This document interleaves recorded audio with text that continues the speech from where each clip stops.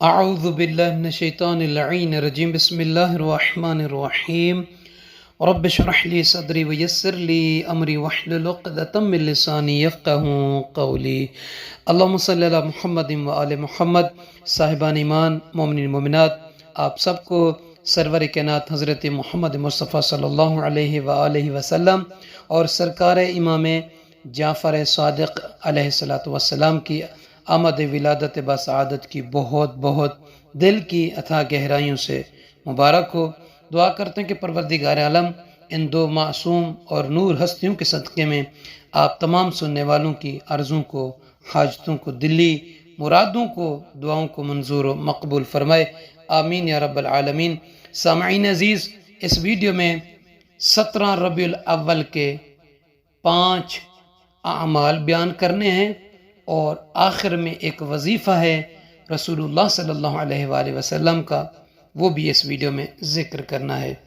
اللہ کے نبی حضرت محمد مصطفیٰ صلی اللہ علیہ وآلہ وسلم کی ولادت بسعادت ہم شیعہ اثنا عشری امامیہ کے نزدیک 17 ربیع الاول کے دن اور اسی دن سرکار امام جعفر صادق علیہ السلام کی بھی ولادت کا دن ہے، اور برادران اہل سنت کے ہاں 12 ربیع الاول کو مناتے ہیں۔ بہرحال تمام عالم اسلام کو اس پرمسرت موقع پر خوشیاں اللہ تعالیٰ نصیب کرے اور اللہ تعالیٰ ہر مومن کے گھر میں خوشیاں عطا کرے۔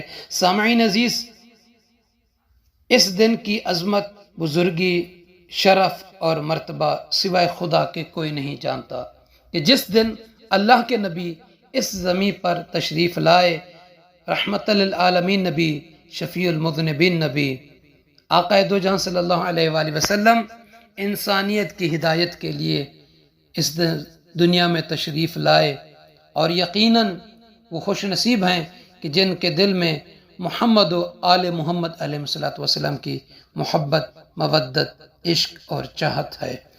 اس ویڈیو میں سب سے پہلا عمل 17 ربیع الاول کا غسل کرنا ہے۔ نیت کریں گے، وہ آپ غسل 17 کے دن سے لے کر صبح سے لے کر اذان مغرب سے پہلے کسی بھی وقت کر سکتے ہیں۔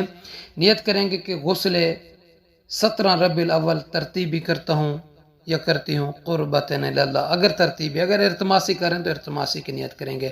اور دوسرا عمل ہے روزے کا، روزہ رکھنا۔ اس دن بہت بڑی فضیلت ہے اس دن کی، حتیٰ کہ روایت میں ملتا ہے کہ پروردگار عالم اس دن کا روزے رکھنے والے کو، خواہ وہ بندہ ہے یا بندی، 1 سال کے روزے رکھنے کا ثواب عطا فرمائے گا۔ اور یہ دن سال کے ان 4 متبرک دنوں میں سے ایک ہے کہ جن میں روزہ رکھنا خاص اہمیت اور فضیلت کا حامل ہے۔ تیسرا عمل ہے اس دن کا، دور ہے یا نزدیک ہے؟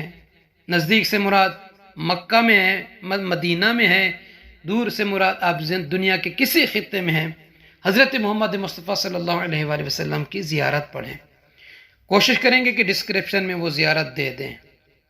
اور چوتھا عمل جو اس دن کا ہے وہ ہے 2 رکعت نماز۔ جب سورج طلوع ہو جائے، تھوڑا سا بلند ہو جائے، اس وقت سے لے کر آپ مغرب سے پہلے بہتر یہ ہے کہ جیسے طلوع ہو اس کے بعد آپ پڑھیں 2 رکعت نماز۔ نیت کریں گے کہ 2 رکعت نماز 17 ربیع الاول کی پڑھتا ہوں یا پڑھتی ہوں قربتاً الی اللہ، اللہ اکبر کہنے کے بعد پہلی رکعت میں اور دوسری رکعت میں سورہ الحمد کے بعد سورہ قدر کو 10 مرتبہ اور سورہ توحید کو 10 مرتبہ، پہلی رکعت میں بھی اور دوسری رکعت میں بھی۔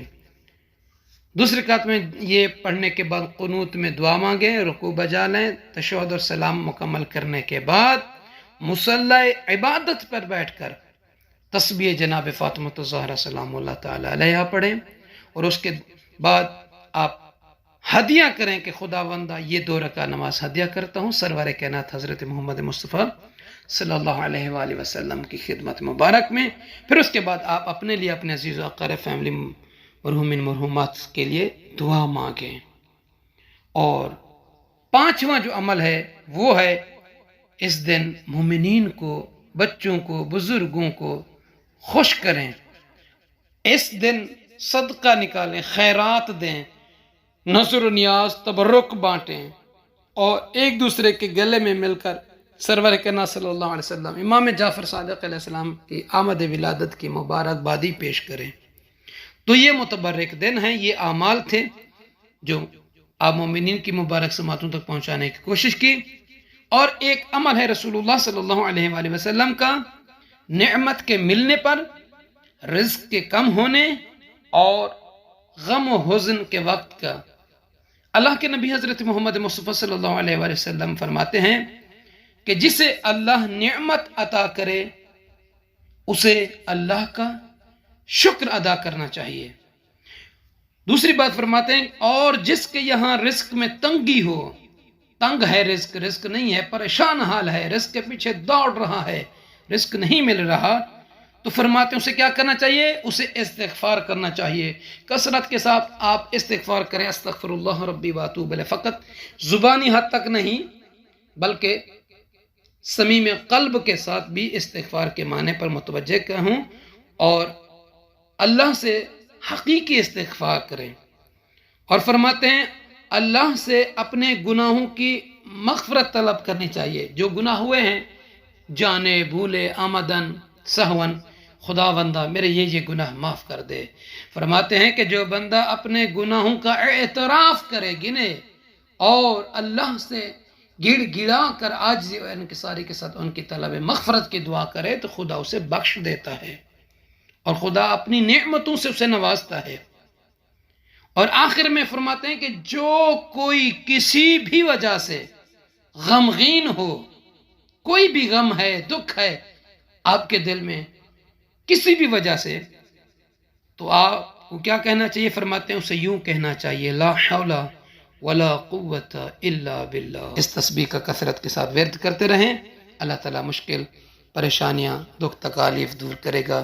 سننے والوں سے عرض ہے ہمیں اپنی دعا میں یاد فرمائیں گے، لائک شیئر سبسکرائب فرما دیجئے۔ اللہ پاک آپ کو اس کا اجر اور ثواب عطا کرے۔